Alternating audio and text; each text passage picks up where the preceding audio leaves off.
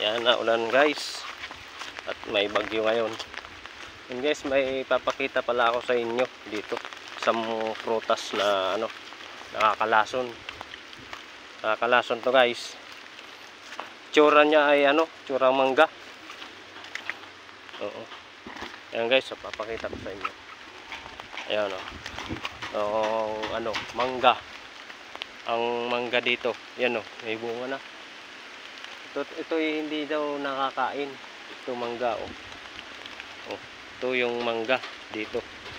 Hindi ito nakakain guys kasi ito ay nakakalason. Kayong mag-ano ng ganitong kakain kasi ito ay nakakalason. Ito po ito po ay hugis mangga. Parang mangga-manggahan po ang kanyang bunga. Ayan mangga-manggahan. Ang dami niyang bunga. Yan guys. Pati ito sa dulo, mangga. Ayan Ayan, naulan. Ayan daming bunga Sayang hindi nakakain dito Yan guys mangga to Ito yung dito mangga-manggahan dito sa nakita ko lang. Ayan mangga yan guys. Mangga-manggahan to guys. Hindi to dito nakakain.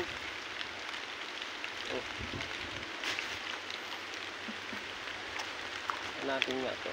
Maliit lang Yan guys, mangga-manggahan yan. Kunin kaya natin tong maliit.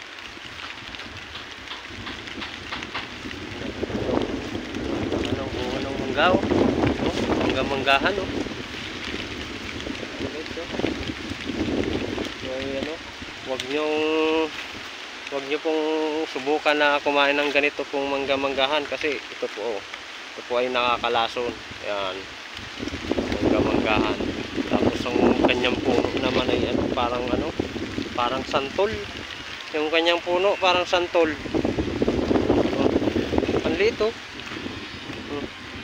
Uy, ang mangga liit parang hinog na. Malambot na Pero pag inamoy mo siya, amoy matamis, parang amoy matamis, parang honey.